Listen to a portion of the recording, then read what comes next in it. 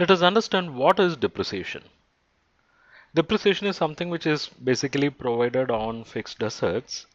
And what we do with depreciation, through depreciation, we are actually going to measure the fall in value of a depreciable asset. So understand, through depreciation, we are going to measure what is the fall in value of a depreciable asset. It means you have to understand that some assets are non-depreciable. Okay. So why a depreciable asset will lose its value? Maybe because of these three reasons. One is usage, two is afflection of time, three is obsolescence. So understand, depreciation is a measure, that is, you are trying to measure what is the reduction in value or fall in value of a depreciable asset which was caused due to number one, use, number two, afflection of time, and number three, obsolescence. So now we should understand what each and everyone conveys. Okay.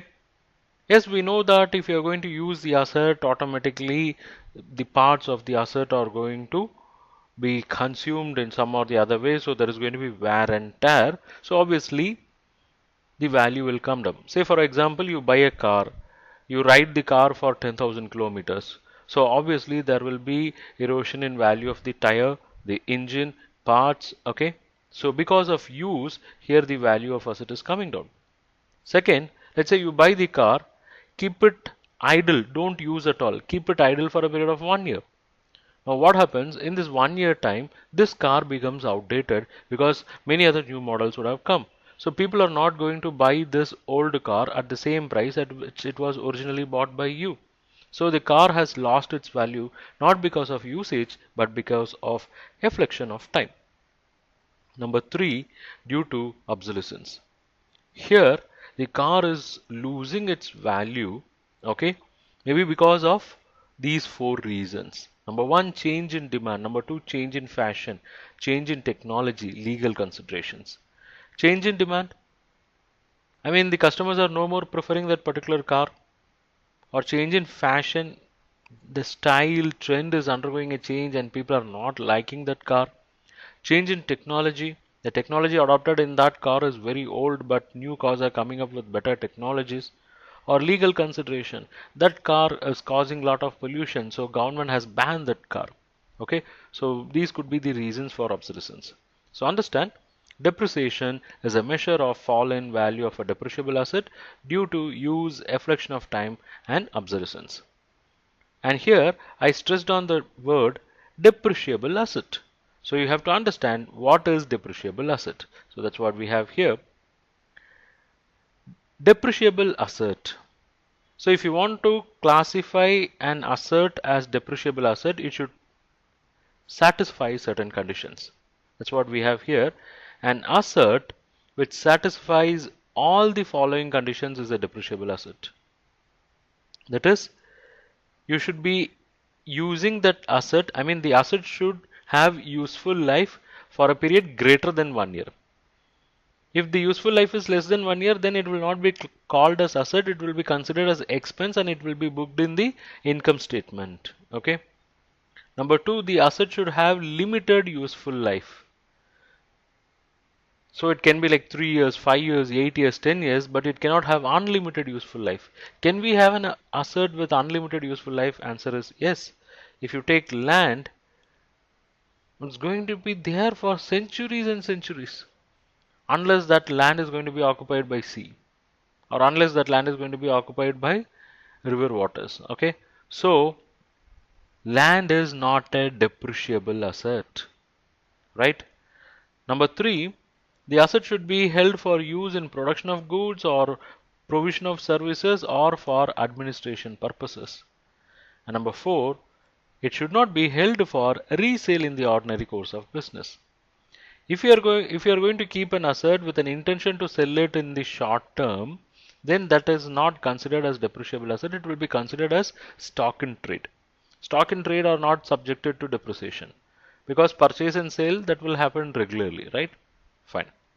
Now we understood that depreciation is a measure of fall in value of asset due to these three reasons, and we have also understood what is depreciable asset.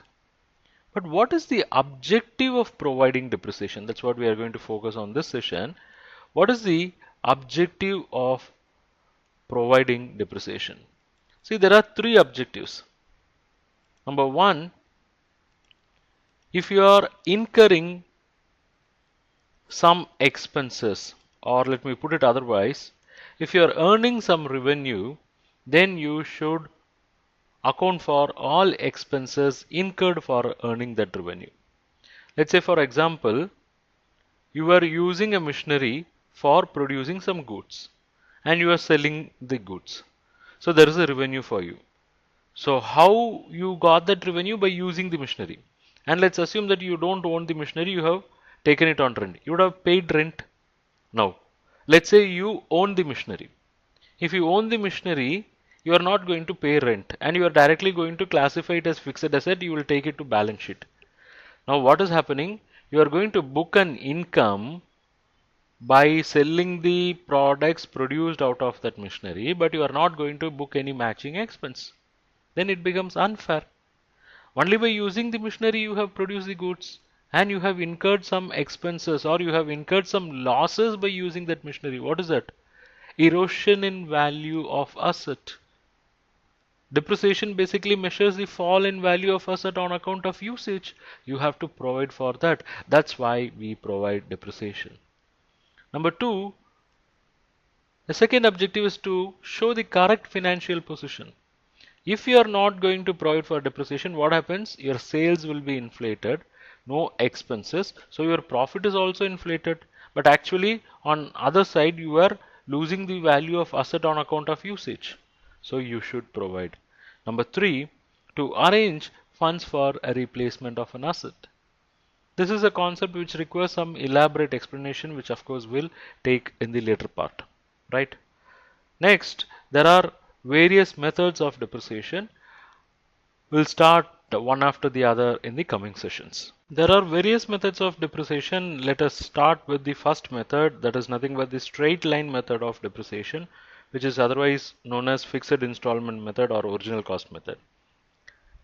In this method, what happens? The depreciation what you calculate will remain same throughout. And what is the formula we are going to adopt? Formula is very simple. Depreciation per annum is equal to depreciable value of asset divided by estimated useful life. That is, you have to find out depreciable value, then divided by estimated useful life. Whatever the amount you get, that is going to be depreciation. Now the question is, what is depreciable value of asset? And that is nothing but original cost minus estimated salvage value. So the amount which you have spent on acquiring the asset minus the estimated salvage value. What is estimated salvage value? The value which you are expecting to fetch by selling the asset at the end of its useful life. Okay, fine. Now, depreciation is basically provided for one complete year. Let's say in a year you have used the asset for a period less than 12 months. That generally happens in the first year. That is, you cannot expect the asset to be purchased in the beginning of the year. It may be in the mid or it may be in the fag end. In such cases, you cannot provide depreciation for the entire 12 months. You have to provide only for the period you have used. In such cases alone, we have to find out depreciation and we should multiply with suitable period. That is, if the asset is used for less than 12 months in a year, depreciation will be depreciation per annum multiplied by n by 12. So here what is n by 12? N is nothing but number of months used during the year. So in this way we can find out depreciation. So understand, depreciation is depreciable value of asset by estimated useful life. Depreciable value is nothing but original cost minus estimated salvage value. And if the asset is used for less than 12 months in a year, then depreciation for the year is nothing but depreciation per annum into n by 12, where n is the number of months used during the year. So in this way we can find out depreciation. How we are going to find out the depreciation rate? That is also simple. So that we can have here calculation of rate of depreciation. we know how to find out depreciation, right?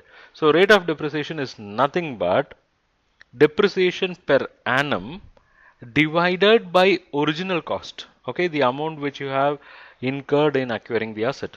Depreciation we know how to find. So that amount divided by original cost into 100. So if you get this rate, then you can use this rate for finding the future depreciation as well. Okay. So let me show that if you can find out the depreciation rate, then apply the depreciation rate on the original cost. That is, we can say depreciation per annum is nothing but original cost into rate by 100. So there are two ways for us to find out depreciation. What is the first way? The first way for finding depreciation is like this. That is, depreciation per annum is depreciable value of asset divided by estimated useful life, whereas the next method is depreciation per annum is equal to original cost into depreciation rate by 100. And if the assets are used for less than 12 months during the year, then we have to multiply that with n by 12. Now, in all this, we have made a mention about original cost, right? So, what do we mean by original cost? That we have to understand because that have to be calculated specifically. So how to find original cost? That is computation of original cost. For that, let's have this table. That is basically the computation part of original cost. See, whatever the money which we are going to pay, that is the catalog price for purchasing the asset, that should be considered.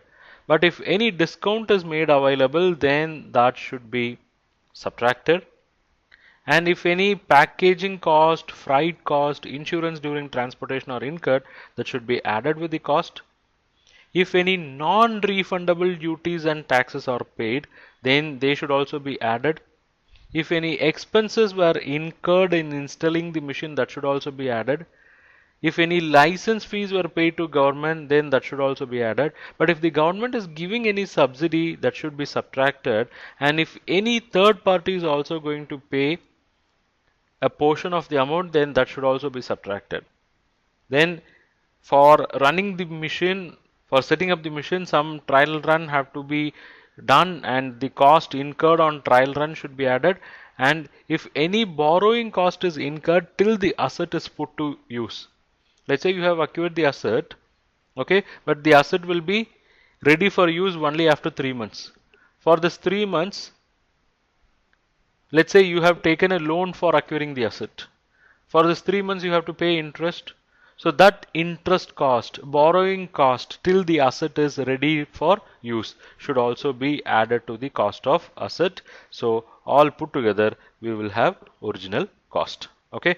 So this is the straight line method of depreciation. We'll take some small problems to understand in the next session.